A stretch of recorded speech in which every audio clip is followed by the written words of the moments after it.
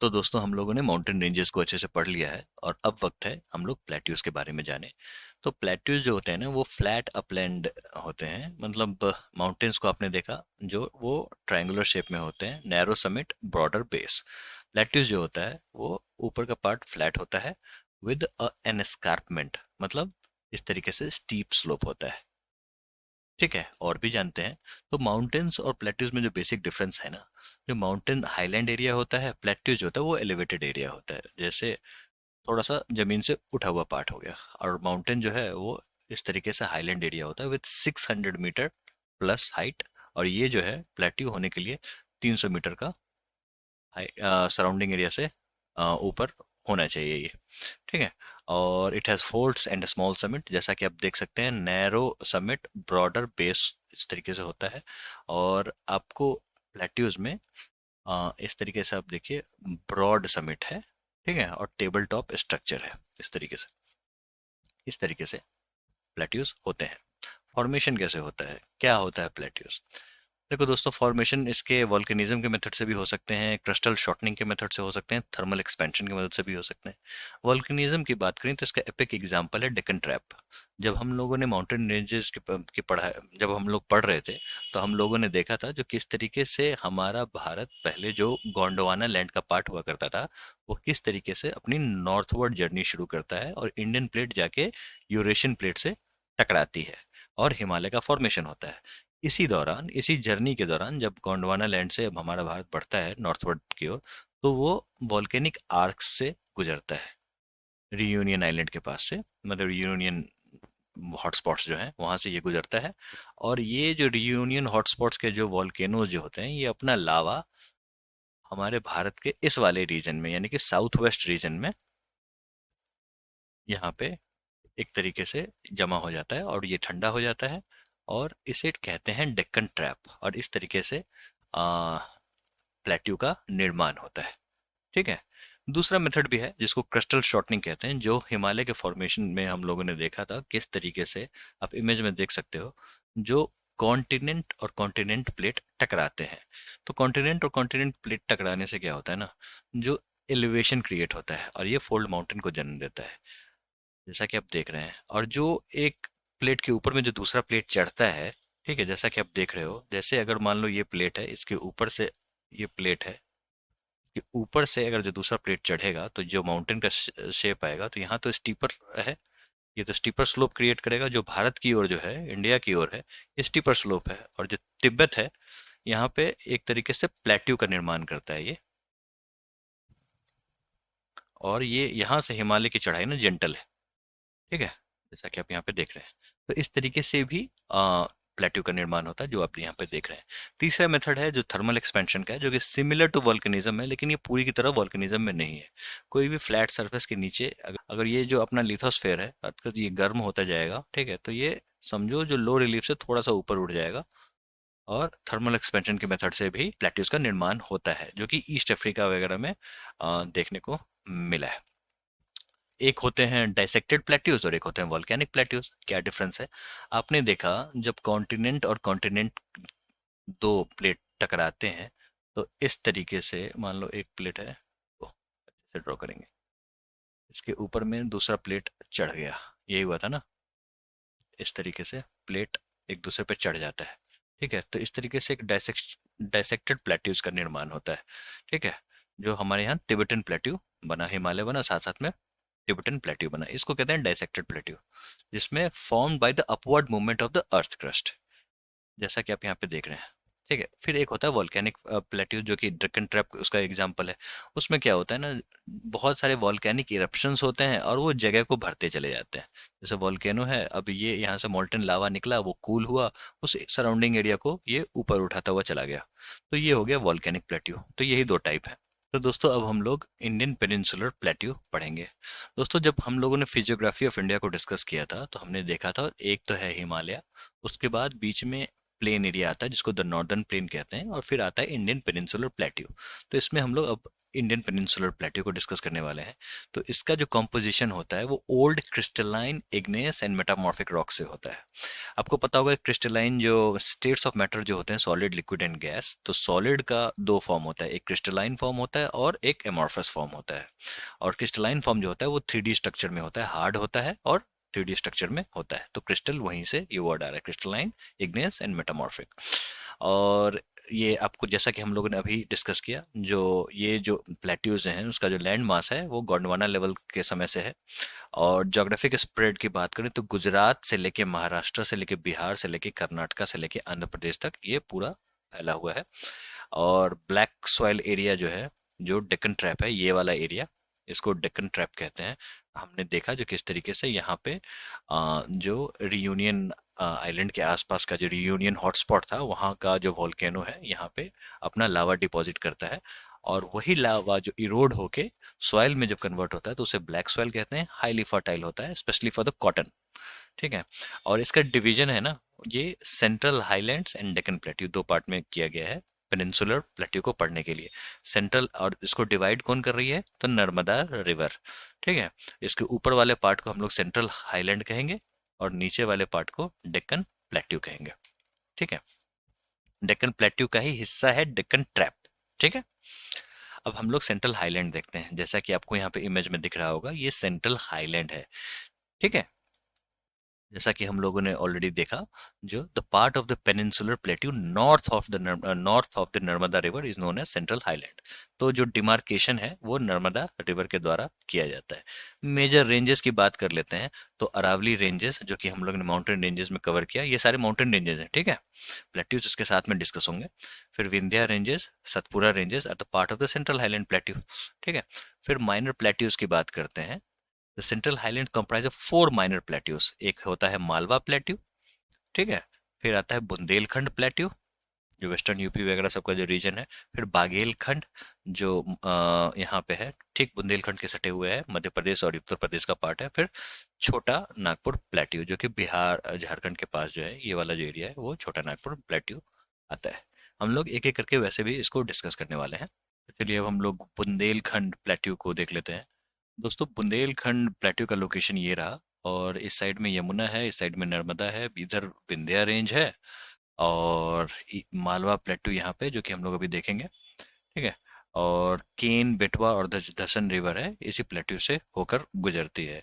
और दसन तो बेटवा में ही ट्रिब्यूट, दसन जो है बेटवा की ट्रिब्यूटरी है, और बाकी ये जो बाकी जो है ये यमुना की ट्रिब्यूटरी है।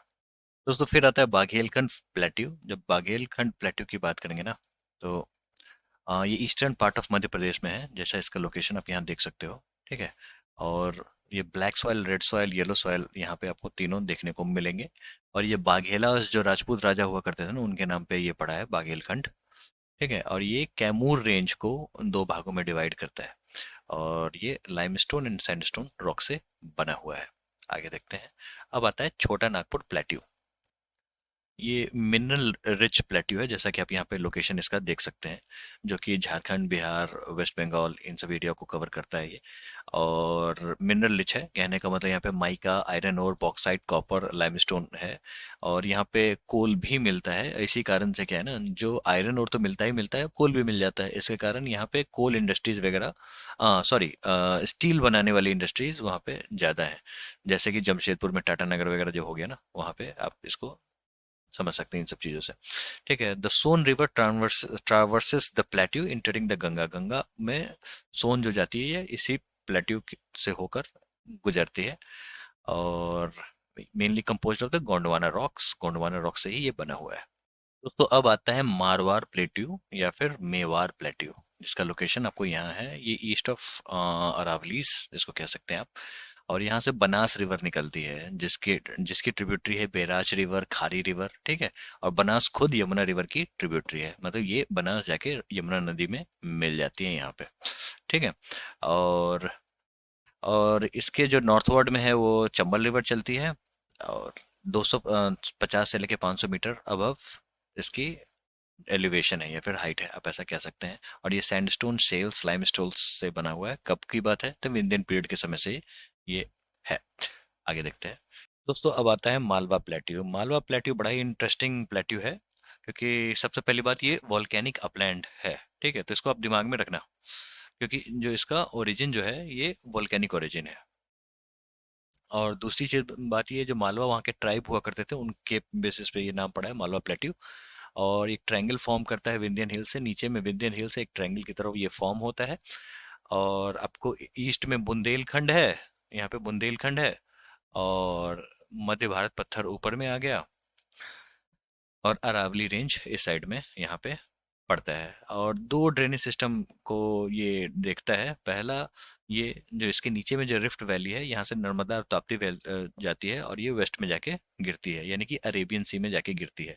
और इसके ऊपर की से जो अगर कोई ड्रेनेज सिस्टम है जहाँ से नदी निकलती है, जैसे फॉर एग्जांपल चंबल बेटवा, ये यमुना को ज्वाइन करती है और ये आपको बे ऑफ बंगाल में आके गिरती है। ईस्ट फ्लोइंग रिवर है, और marked by the Chambal ravines in the north. इसके ऊपर में चंबल है, चंबल के डाकू आपने सुने होंगे बीहड़, वो पूरा बीहड़ एरिया है। बैडलैंड है, बैडलैंड टोपोग्राफी मतलब जो जमीन है वो उतनी ज्यादा उपजाऊ नहीं है, इसी कारण से वहाँ पे थोड़ी सी गरीबी है, और इसी कारण से बीहड़ में बागी बसते हैं। अब आता है डेक्कन प्लेट्यू। ये एग्जामिनेशन पॉइंट ऑफ व्यू से काफी इंपॉर्टेंट है, क्योंकि इससे सवाल बहुत ज्यादा बनते हैं। हमने देखा नर्मदा के ऊपर में सेंट्रल हाईलैंड है, और उसके ठीक नीचे में डेक्कन प्लेट्यू है, तो अभी हम लोग वही देखेंगे। ओल्डेस्ट प्लेट्यू है ये, और साउथ ऑफ नर्मदा रिवर है, और flanked by the Satpura range along its broad north base. जैसा कि आप यहाँ पे देख सकते हैं, सतपुरा रेंज है और ये डेक्कन प्लेट्यू है, ट्रायंगुलर शेप में है। और आपको इस साइड में वेस्टर्न घाट पड़ जाता है इस प्लेट्यू के, इस साइड में वेस्टर्न घाट, और ईस्टर्न साइड में ईस्टर्न घाट पड़ जाता है। एक बड़ा ही इंपॉर्टेंट है यहाँ पे, आप इसको गौर करना, मैं लाइन बाय लाइन यहाँ पे पढ़ दे रहा हूँ। The plateau extends north east including the Meghalaya Karbi Anglong plateau and the north Cachar hills separated by a fault from the Chota Nagpur plateau. ये कहाँ मेंशन है? तो एनसीईआरटी क्लास 9th में। ठीक है, कहने का मतलब ये, जो यहाँ पे जो गारो खासी और जैंतिया हिल्स है ना, वो ऐसा कहा जाता है जो डेक्कन प्लेट्यू के ही पार्ट थे। बीच का जो पार्ट था, जब भारत इंडियन प्लेट जब मूव करता है और यूरेशियन प्लेट से टकराता है, तो टक्कर इतनी जोरदार होती है जो बीच में एक गैप क्रिएट होता है, जिसको मालदा गैप कहते हैं। और ये जो नदियां हैं गंगा यमुना वगैरह, इनसे सेंडिमेंट से भर जाती है। तो कहा जाता है जो ये वाला जो पार्ट है मेघालय वाला, जो वो भी डेक्कन प्लेट्यू का ही पार्ट है। और इस पे सवाल बहुत अच्छे अच्छे बनते हैं। एक जनरल सवाल है, जो गारो खासी जयंतिया हिल्स है वो किसके पार्ट है? तो पेनिनसुलर प्लेट्यू के पार्ट है। ठीक है, वो इसका मतलब तो सिंपल हुआ, जो वो हिमालय के पार्ट नहीं है, वो पूर्वांचल हिल्स के पार्ट नहीं है, वो पेनिनसुलर प्लेट्यू के पार्ट है। तो ये तो आसान हो गया। दूसरा ये बनता है, जो वो डेक्कन प्लेट्यू के पार्ट है, और ये एनडीए 2016 में पूछ चुका है। ठीक है दोस्तों, नोटेबल हिल्स की बात करते हैं तो गारो हिल्स, खासी जयंतिया हिल्स, मिकिर हिल्स। ठीक है, और ये से जैसा कि हम लोग ने बताया, जो आपको वेस्ट में वेस्टर्न घाट से घिरा हुआ है और ईस्ट में ईस्टर्न घाट से घिरा हुआ है।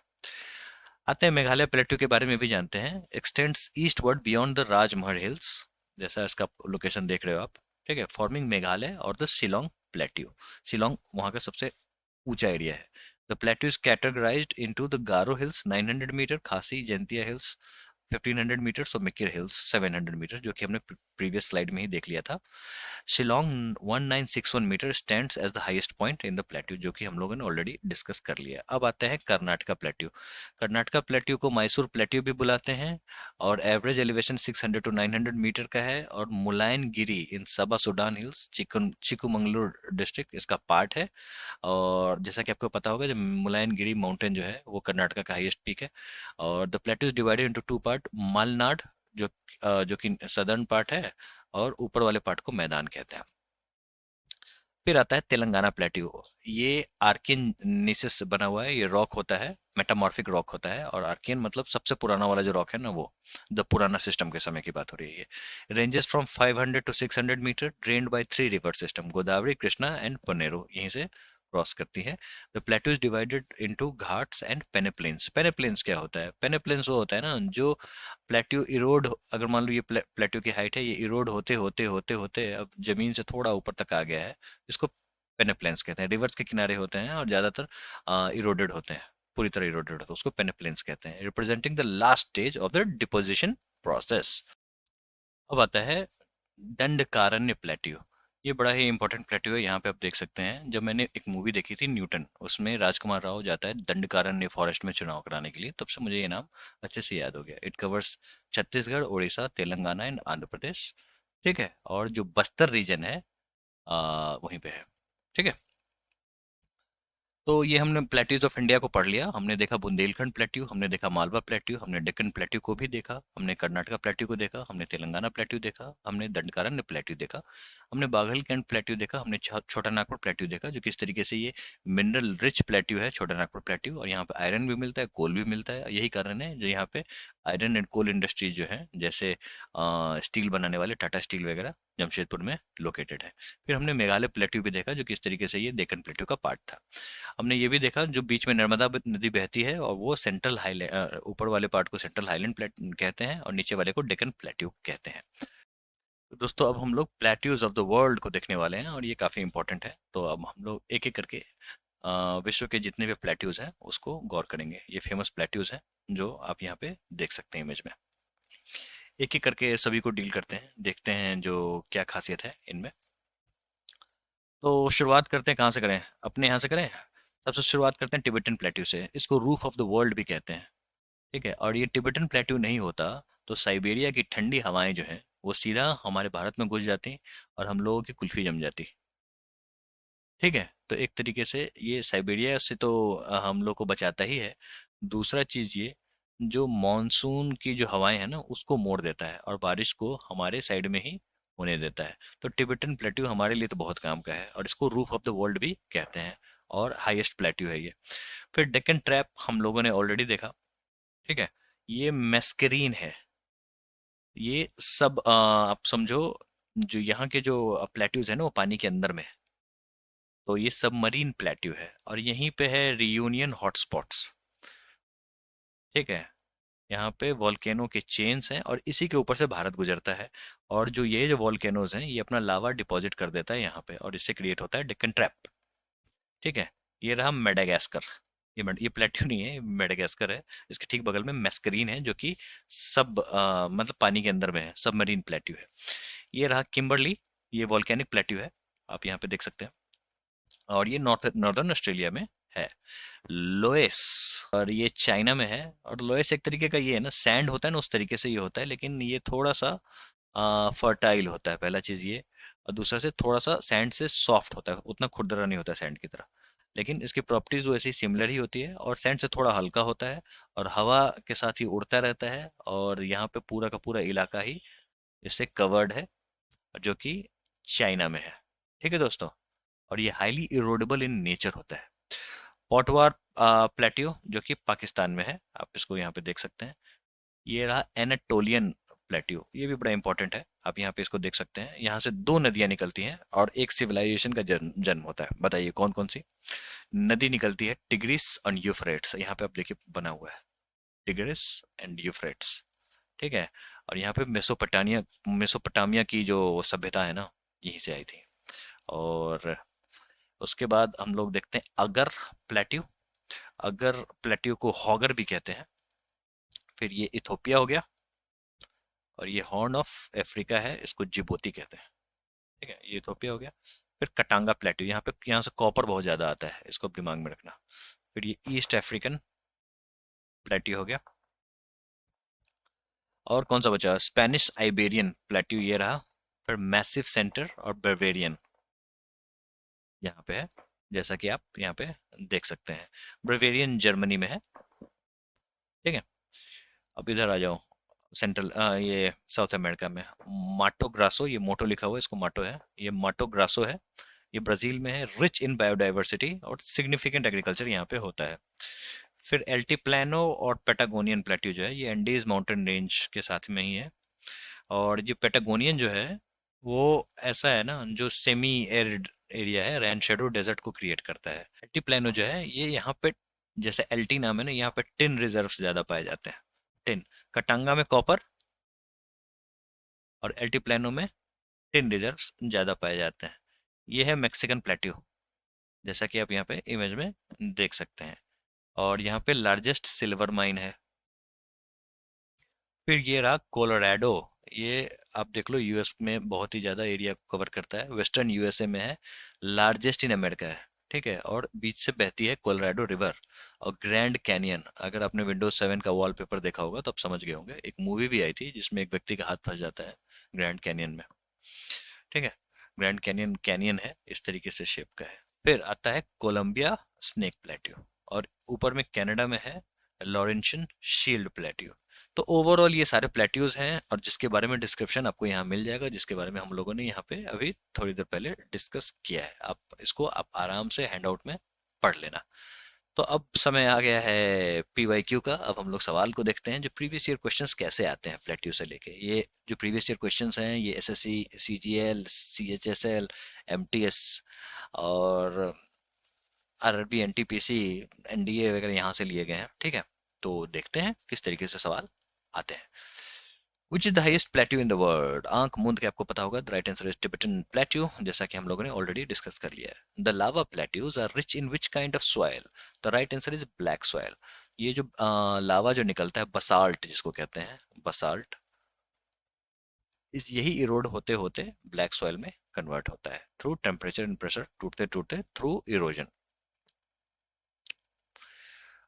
Which of the following is not a plateau situated in India? Okay, छोटा नागपुर, मैकॉल, बुंदेलखंड एंड मालवा।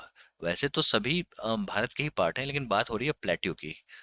तो मैकाल रेंज है, प्लेट्यू नहीं है। बुंदेलखंड प्लेट्यू, मालवा प्लेट्यू, छोटा नागपुर प्लेट्यू हम लोगों ने ऑलरेडी देख लिया। क्या नहीं देखा? मैकाल, मैकाल क्योंकि रेंज है, जो कि हम लोगों ने माउंटेन रेंजेस में पढ़ा था। Which of the following statements is not true about the plateaus? Okay, the Deccan Plateau is one of the oldest plateaus in India. No, ये तो सही बात है। तो ये तो है। The plateau is an elevated flatland. ये भी बिल्कुल सही बात है। Plateaus are rich in mineral deposits. बिल्कुल सही बात है। हम लोगों ने देखा किस तरीके से छोटा नागपुर प्लेट्यू जो है वो मिनरल डिपॉजिट्स में रिच है। The Marwar Plateau is the highest plateau in the world. No, it's Tibetan Plateau. तो ये सेंटेंस जो है ये इनकरेक्ट है, और यहाँ पे नॉट पूछ रहा है, तो यही सही उत्तर होगा, ठीक है। Which of the following minerals is not found in the plateau areas? Okay, coal तो मिलता है, हमने छोटा नागपुर प्लेट्यू में देख लिया। आयरन ओर भी मिलता है, वो भी हमने छोटा नागपुर प्लेट्यू में देख लिया। मिनरल ऑयल तो नहीं देखा, और मैंगनीज तो मिलता ही है, ये तो मिलता ही मिलता है। तो right answer will be mineral oil. In which plateau are the main iron and steel industries located? Okay, the right answer is Chota Nagpur Plateau, हम लोगों ने already देखा। In terms of structure and origin, the highlands of the Meghalaya are the part of which of the following? जैसा कि हम लोगों ने already discuss किया था, जो हाईलैंड जो मेघालय के हैं वो पूर्वांचल हिल्स के पार्ट नहीं है, वो हिमालय के भी पार्ट नहीं, वो पेनिनसुलर प्लेट्यू के पार्ट है, ठीक है। तो ना ही हिमालयन माउंटेन रेंज के पार्ट है, ना ही पूर्वांचल के पार्ट है, ना ही अराकन योमा माउंटेन्स के पार्ट है। ये पेनिसुलर प्लेट्यू के ही पार्ट है। The Meghalaya region, structurally the Meghalaya region is a part of, जैसा कि हम लोगों ने देखा, डेक्कन प्लेट्यू, ठीक है। शिवालिक रेंज नहीं होगा, ग्रेटर हिमालय नहीं होगा, अरावली हिल्स नहीं होगा। ये सवाल NDA 2016 में आया था, ठीक है। तो कुछ इस तरीके के सवाल देखने को मिलते हैं, और इसी के साथ ये प्लेट्यूज का चैप्टर खत्म होता है।